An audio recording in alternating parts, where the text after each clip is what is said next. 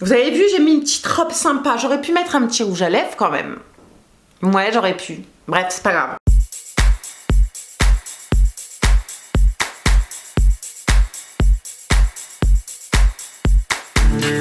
Hola YouTube, bienvenue sur la chaîne Grain de Beauté. Aujourd'hui je vous retrouve pour une question un peu bizarre qui concerne absolument pas la beauté les gars. Donc si vous attendez à ce qu'on parle cheveux, make-up, fond de teint, ongles ou des hauls ou coquesses, eh bien je suis désolée mais ce sera pas pour le moment. C'est vrai que j'ai hésité longtemps à parler d'actu sur une chaîne beauté. Bon, j'ai l'impression que c'est pas tout à fait le bon endroit en vérité. Mon audience beauté n'est pas particulièrement sensible à l'actualité, à tout ce qui se passe, etc.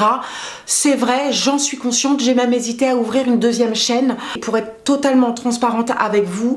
Ma liberté et la liberté de mes proches passent au-delà de mes aspirations, de mes passions, de la beauté et des sujets que j'ai l'habitude de vous présenter. On va continuer à parler actualité tant qu'on n'aura pas fini de nous priver de nos libertés fondamentales, parce que finalement si on n'est pas libre de disposer de notre corps comme l'on souhaite, eh bien tout le reste ça ne tient plus la route.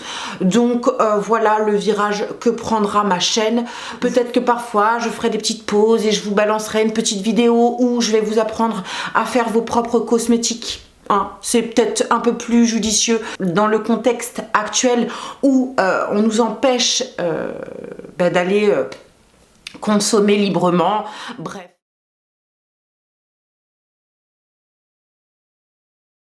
Donc aujourd'hui, je vous propose de faire des petites devinettes. À votre avis, dans quel pays je me trouve? Si je vous dis que notre président actuel est un ancien banquier Rothschild, ça devrait vous faire tilt. Si je vous dis que l'ancienne ministre des Solidarités a interdit un médicament qui était sur le marché accessible sans ordonnance depuis 70 ans, ça devrait vous faire tilt. Si je vous dis que ce même médicament est reconnu dans le monde entier pour traiter les symptômes du Covid-19, mais qu'en France, bizarrement, ce médicament est interdit. Vous devriez savoir de quoi je parle. Bon, si vous ne savez pas, c'est que vous n'êtes pas forcément au taquet concernant l'actualité et concernant toutes ces incohérences. Donc, aujourd'hui, je vous propose une nouvelle capsule, une nouvelle playlist. J'ai décidé d'appeler cette nouvelle playlist « Soyons bêtes et disciplinés ». On nous prend pour des gens totalement idiots et dénués de réflexion, qui nous est presque interdit de penser à l'heure actuelle. Alors, on va essayer de penser bêtement. Donc aujourd'hui, ce que je vous amène, c'est une vidéo avec 30 questions que j'ai pu noter, 30 questions totalement idiotes, bêtes, clairement, dont j'ai pas de réponse claire. Quand j'ai des réponses, eh bien elles n'ont pas de sens. Donc j'ai trouvé ça assez intéressant de vous partager les petites questions bêtes comme ça qui n'ont aucune explication, qui n'ont aucun sens. D'accord? L'idée finalement, c'est que vous me donniez une explication assez claire et assez courte, puisque comme c'est des questions cons, la réponse devrait être évidente. Donc il faut savoir que j'ai noté ces espèces de petites questions. J'ai failli les oublier au fin fond d'un tiroir. Je les ai notées il y a à peu près 6 mois. À l'époque, il y avait des questions qui n'étaient absolument pas d'actualité, qui étaient même traitées de questions un peu complotistes comme ça.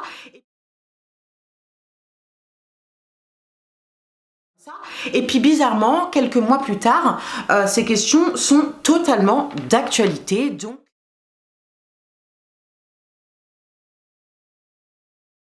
je vous lis brut de pomme ce que j'ai noté. J'ai marqué OGM égale organisme génétiquement modifié. Et ARN, qu'est-ce que l'ARN? C'est ce que contient les injections génétiques. Et donc, l'ARN participe à modifier l'ADN et donc l'être humain devient donc un organisme génétiquement modifié par l'ARN. Ce ne sont plus nos fruits et légumes qui sont modifiés, c'est vraiment notre propre corps. Et ceux de nos enfants, bien évidemment. Donc quelqu'un qui est en bonne santé ne rapporte strictement rien à l'industrie pharmaceutique appelée Big Pharma. Ces gens-là ne sont absolument pas intéressants, si vous voulez. J'ai une phrase un jour que j'ai entendue d'une parfaite inconnue qui m'a dit « Lorsqu'on est en bonne santé, finalement, on ne s'y intéresse pas ». Et c'est vrai. J'ai une autre phrase qui me vient en tête. Si tu ne t'intéresses pas à ta santé, alors tu t'intéresseras à la maladie. Mais qui est Big Pharma finalement? Big Pharma, c'est les grosses industries pharmaceutiques, les laboratoires qui tiennent le monde et qui se font un max de sous sur la maladie des gens.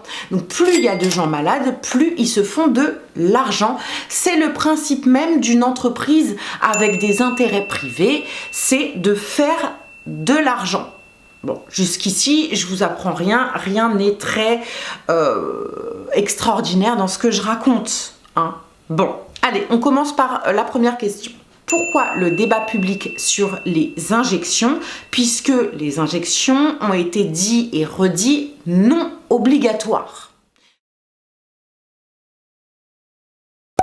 Pourquoi il y a eu tant de débats, de discussions à la télé, sur les réseaux et tout, puisque à l'époque où j'ai écrit ça, c'était pas obligatoire. En fait, le débat devait s'arrêter là. Fin, stop, chacun fait ce qu'il veut, chacun est libre de s'injecter ou non, chacun se sent en danger ou pas, chacun a peur ou pas d'un virus qui se balade.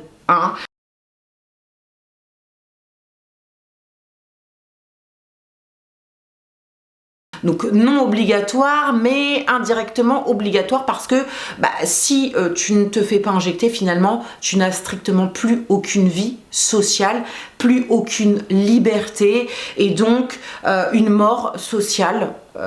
Voilà, donc obligatoire, pas obligatoire, foutage de gueule, pas foutage de gueule, je vous laisse y réfléchir. Pourquoi obligé à la vaccination alors qu'il existe des traitements efficaces qui sont utilisés et reconnus dans tout un tas d'autres pays à travers le monde? Bon, il ne faut pas trop le savoir en France, en tout cas à l'étranger, c'est plutôt très reconnu. En Afrique, en Inde également, là où le variant indien a fait tellement de morts. Mais non, une fois qu'ils ont utilisé ces traitements-là, eh bien, on n'a plus entendu parler des catastrophes en Inde. Donc, pourquoi mettre nos libertés sous condition?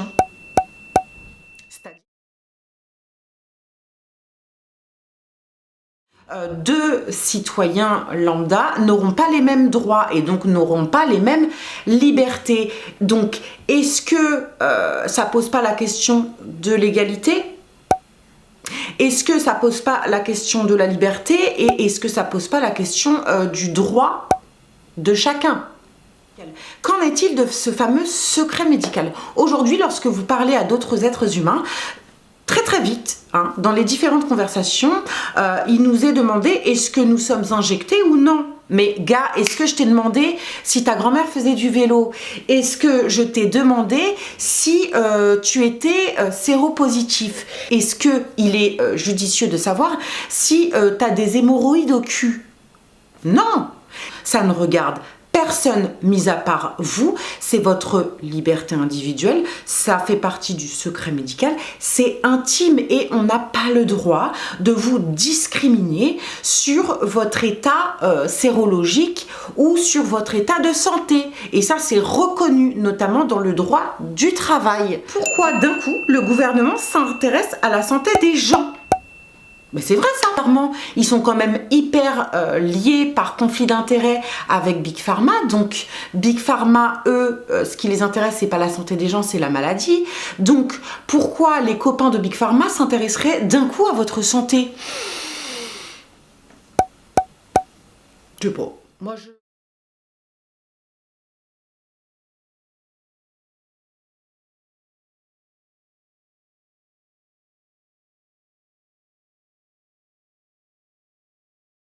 L'histoire du sang contaminé, c'est connu. L'histoire du nuage de Tchernobyl qui s'arrête à la frontière, c'est connu. L'histoire de tous ces scandales sanitaires qu'on nous a cachés parce qu'il fallait surtout pas dire au plus grand nombre, c'est très connu. Donc pourquoi d'un coup, il y a un problème sanitaire et d'un coup, bon, je trouve ça un peu chelou. Je sais pas vous ce que vous en pensez, mais enfin. Pourquoi l'ancien PDG de Pfizer nous met en garde de ne surtout pas nous faire injecter et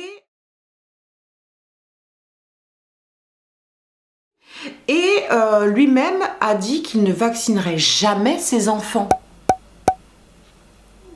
Toutes mes questions, en vérité, vous aurez les réponses en faisant un petit peu l'effort d'aller chercher ou éventuellement en suivant les gens qui font ce travail pour vous, c'est-à-dire les différents lanceurs d'alerte que je vous partage régulièrement et notamment dans la barre d'infos. Je ne vais pas sourcer ce que je vous dis parce que j'ai pas le temps de le faire, parce que ça prend un temps monstre, parce qu'il y en a qui le font beaucoup mieux que moi et parce qu'aujourd'hui on n'a plus le temps d'essayer de vous réveiller avec des détails dont on parle depuis 1 an et demi. Vous imaginez bien que 1 an et demi de travail ne peut pas être sourcé sous une vidéo.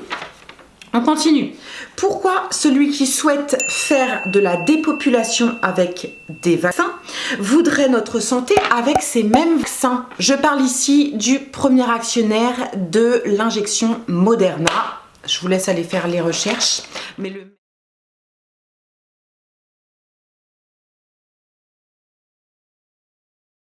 le mec, il crée une injection. Et en même temps, 2-3 ans avant, il fait une vidéo accessible sur YouTube, regardez dans la barre d'infos, où il parle de dépopulation et de bon travail avec des injections. Je ne sais pas ce que vous en pensez. C'est pareil, je vous invite également à parcourir ma playlist Covid-19 où j'archive des vidéos qui me paraissent extrêmement pertinentes et notamment j'archive pas mal de capsules concernant Claire Sévrac qui, ma foi, m'a ouvert les yeux il y a déjà 1 an et demi. Je vous invite vivement à écouter ce qu'elle a à dire, cette femme. Enfin, ce qu'elle avait à dire puisque elle est décédée malheureusement. Pourquoi se faire injecter pour si peu de morts?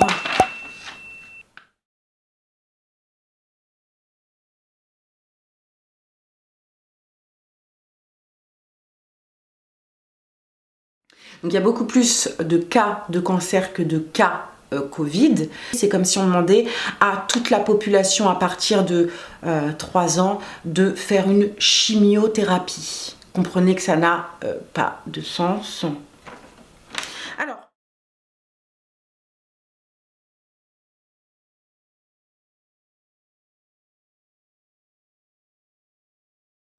pourquoi ne dit-on pas aux gens que ces injections sont sous AMM conditionnel?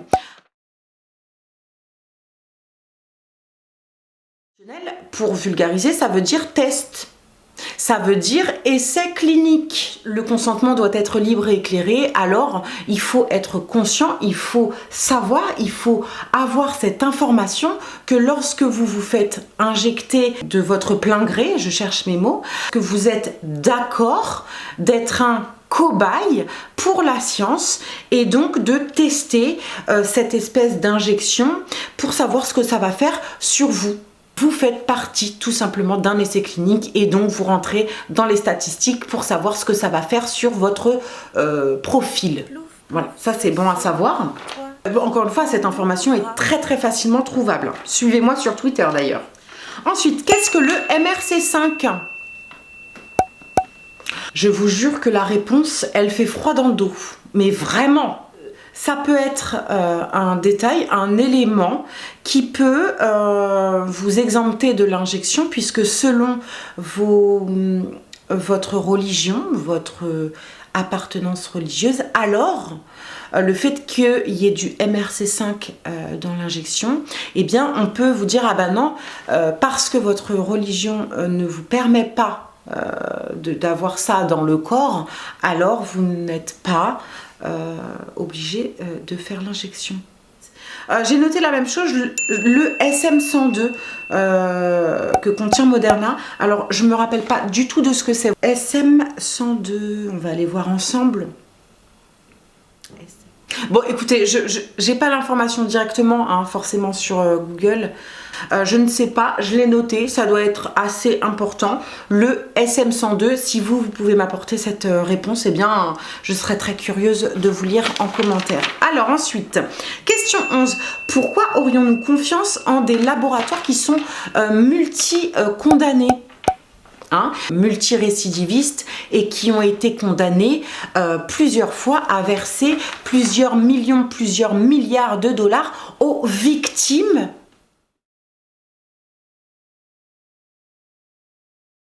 Ou est-ce que vous feriez confiance à un agresseur, un assassin, un violeur? Si la réponse est non, alors on ne peut pas faire confiance à quelqu'un qui a été condamné à de multiples reprises. Bon, je sais pas, hein. Je dis ça, je dis rien.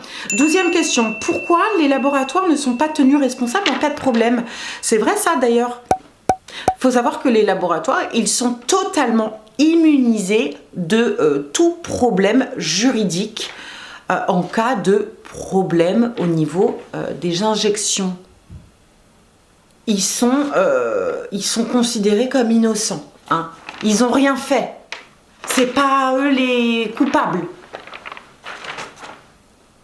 Qui est responsable en cas de problème justement concernant ces fameuses injections? C'est qui? Les médecins? Les infirmières? Les pharmaciens? Les vétérinaires? C'est celui qui vous injecte? C'est votre employeur qui vous oblige indirectement? C'est qui? C'est l'État? Pourquoi les assurances refusent d'indemniser en cas de problème ou de décès? Moi, je les ai appelés. Est-ce que vous les avez appelés, votre assurance, savoir ce qu'il en était par rapport à cette espèce d'injection qu'on veut vous inoculer? Moi, je les ai appelés. Hein. Et c'est pas nous. C'est pas nous, on n'a rien fait. Et vous savez pourquoi ils me disent que c'est pas eux? Ils m'ont dit, bah comme vous êtes au courant que c'est une expérience, que c'est sous AMM conditionnel, comme vous êtes consentant à faire cette injection, alors nous on n'y est pour rien, on prendra strictement rien en charge et puis bah tant pis pour vous, fallait pas faire en fait. C'est considéré comme un suicide pour eux. 15e question, il y en a 30. Hein. Que pensez-vous de la tempête de cytokines? Est-ce que vous savez ce que c'est qu'une tempête de cytokines ou un orage cytokinique? Alexandra Orion-Comte l'explique extrêmement bien. Si moi j'ai compris, tout le monde peut comprendre. Pourquoi ne pas faire jouer l'immunité collective naturelle? Elle a disparu. Notre système immunitaire, est-ce qu'il faut faire comme s'il n'existait pas? Enfin, pour les injecter, il n'existe plus. D'ailleurs, le rappel est pour vous au mois de septembre. Que pensez-vous de plus de 1 million d'effets secondaires recensés sur pharmacovigilance? Les effets secondaires, c'est pas un décès. Hein. Les effets secondaires, c'est des maux de tête assez violents. C'est une absence d'aménorrhée ou un dérèglement au niveau du cycle menstruel, c'est-à-dire que vous avez plus vos règles ou vous avez des règles bizarres ou désolée du détail, mais la texture est bizarre, ou vous avez des retards au niveau des règles, etc. Donc ça, c'est un effet secondaire qui est très connu. Les migraines, en tout cas, suite à l'injection, selon certaines personnes, selon des grands médecins, des chercheurs, etc., ce serait dû à des microthromboses. Ça, vous pouvez le vérifier en faisant une simple prise de sang et en allant regarder si vous avez une quantité de dédimère assez conséquente. Si vous avez une quantité de dédimère assez conséquente, alors vous êtes en train de faire des microthromboses et donc ça peut potentiellement vous amener à des thromboses ou AVC ou vous voyez, ce genre de problème grave qui mène à la mort finalement. Mais effectivement, si vous avez été injecté, moi je vous conseille quand même d'aller vérifier le marqueur des dimères qui se trouve dans votre sang. Ça peut être intéressant d'avoir cette information. Alors ensuite, le virus n'est rien, le terrain est tout. Ouais, j'avais noté cette petite astérix comme ça sur ma feuille.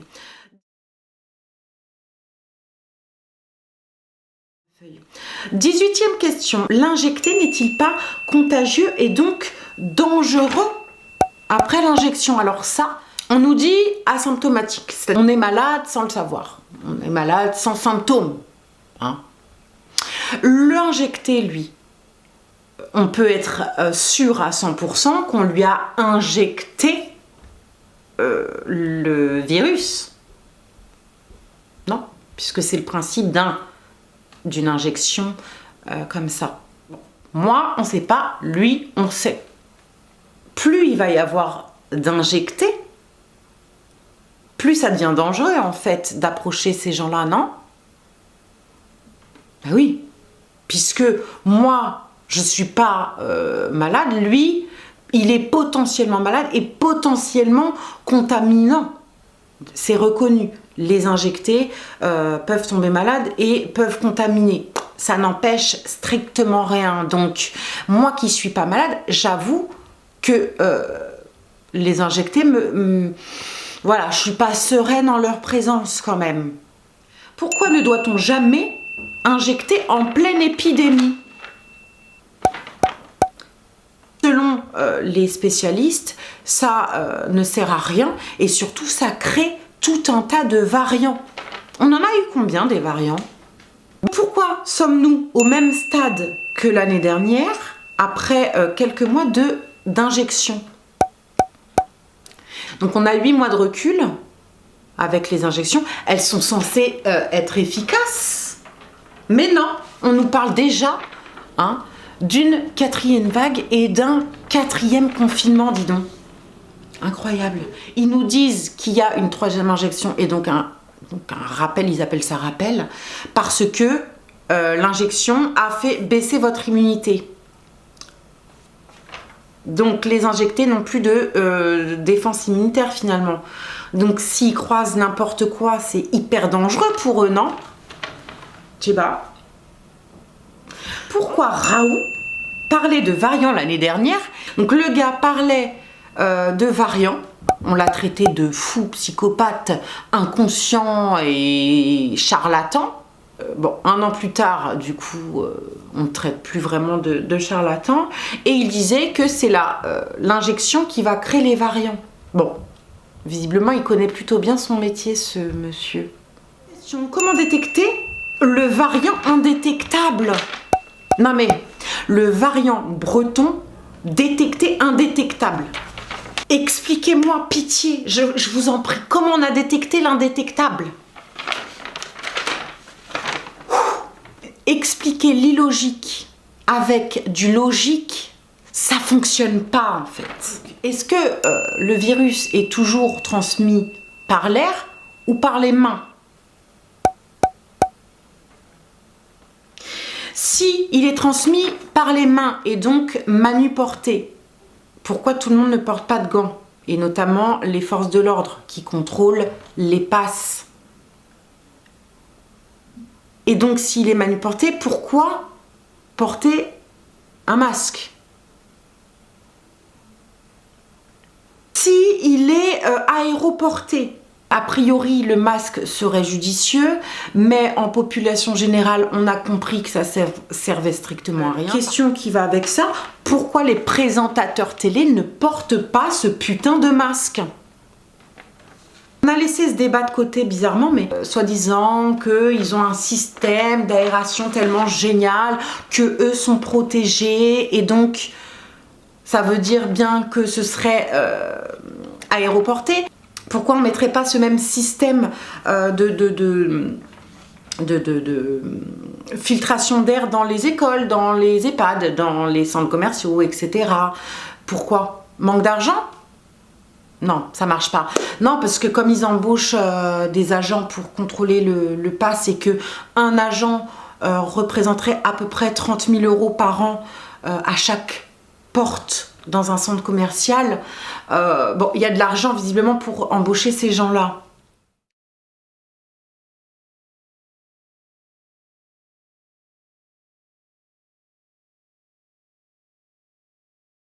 Et puis il n'y a pas d'argent pour créer des lits ou pour créer des hôpitaux. Enfin, pourquoi avoir empêché les médecins de prescrire?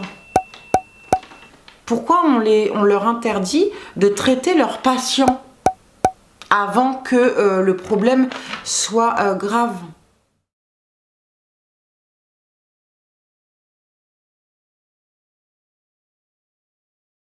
Mais on a bien dit aux gens, si vous êtes malade, restez chez vous, prenez du Doliprane. Bon, est-ce que c'est vraiment soigner des gens, ça? Non, c'est plutôt attendre que ça empire, et puis une fois que ça empire, on se retrouve aux urgences, on se retrouve en réa, et on se retrouve peut-être même à la morgue. Pourquoi la censure si on dit de la merde? Est-ce que cette vérité dérangerait quelqu'un, finalement? Bah oui, enfin, on censure pas quelqu'un qui dit de la merde. Vous voyez, ça n'a aucun intérêt, puisque ce qu'il dit, c'est bidon.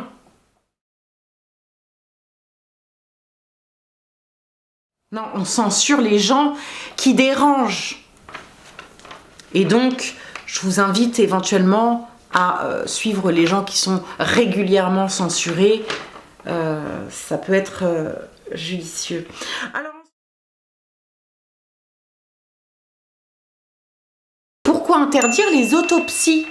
Je sais pas, quelqu'un qui décède, si on a un doute sur la cause du décès, alors on pratique une autopsie pour ne plus avoir de doute et pour savoir pourquoi cette personne est décédée.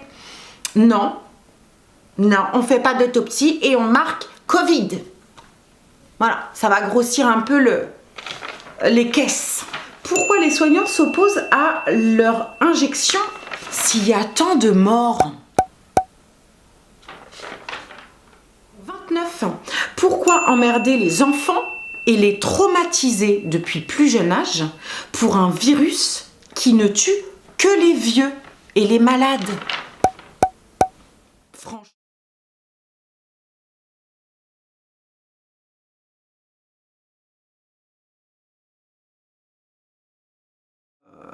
Les gamins, quoi. Les gamins. Nous, on peut comprendre l'absurdité de ce qui se passe, mais eux, allez leur expliquer. Chaud, les gars, chaud. Dernière question. Pourquoi, quand j'éteins la télé, la pandémie disparaît? Je vous jure que c'est vrai. J'allume la télé, c'est l'hécatombe. Ça fait peur. J'éteins la télé, la vie est plutôt sympa, finalement. Je vous jure que c'est vrai. Essayez. Incroyable.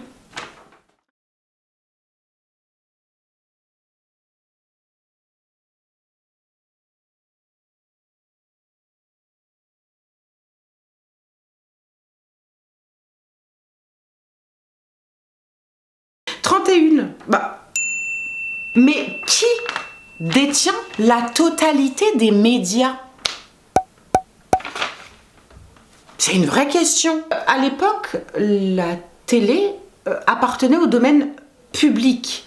D'ailleurs, je suis en train de me demander, mais la taxe audiovisuelle, elle va dans les caisses de l'État, alors que les chaînes appartiennent à des entreprises privées.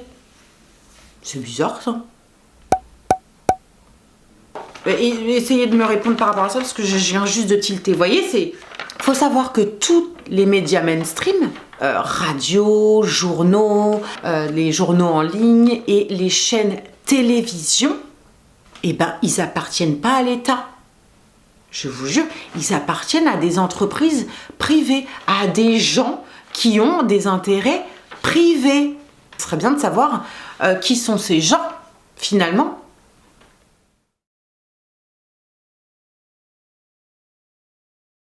Est-ce qu'ils ont tout intérêt à faire prospérer leur entreprise et donc de mener l'opinion publique dans leur sens? Je sais pas, hein.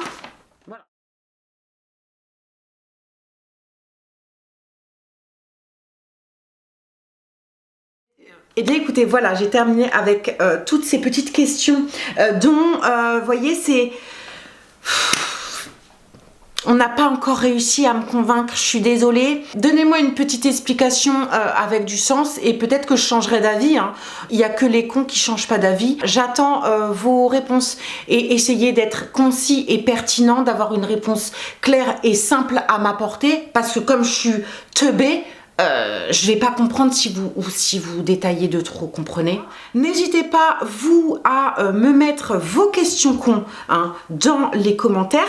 Vous me mettez un Q majuscule devant votre question, ce qui me permettra de mieux les apercevoir et de pouvoir les noter et de vous les présenter prochainement. Hein? Je trouve que c'est une bonne idée, ce genre de petite vidéo sympa, non? Dites-moi ce que vous en pensez. N'oubliez pas de me soutenir en mettant un pouce, en commentant, ne serait-ce qu'avec un petit bisou, un petit emoji. N'oubliez pas également de me soutenir en vous abonnant à ma chaîne et en passant éventuellement par mon Tipeee. Je vous mets le lien dans la barre d'infos et je vous remercie 1000 fois d'avance de me soutenir, de m'aider. Et merci 1000 fois également à tous vos commentaires concernant... la vidéo Mood en dictature, celle-ci, parce que j'ai très longtemps hésité à la publier, cette vidéo. J'ai hésité parce que justement personne parlait de ce sujet sur des chaînes un peu lambda comme ça. Et je voulais pas forcément aborder le sujet toute seule dans mon coin.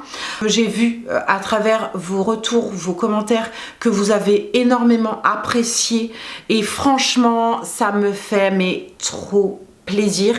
J'ai aussi le sentiment qu'on n'est pas seul. Et c'est grâce à vos commentaires que j'ai pu me rendre compte. Vous n'êtes pas tout seul derrière vos écrans à avoir ces ressentis et votre avis. Et ça fait chaud au cœur de voir que nous ne sommes pas seuls en fait. Donc, s'engager à aborder le sujet finalement, c'est tout simplement essayer de se mettre en lien. Et ça fait chaud au cœur de voir que nous sommes liés. Merci infiniment. Je vous laisse, je vous embrasse. Prenez soin de vous, prenez soin de vos proches et je vous dis à très bientôt.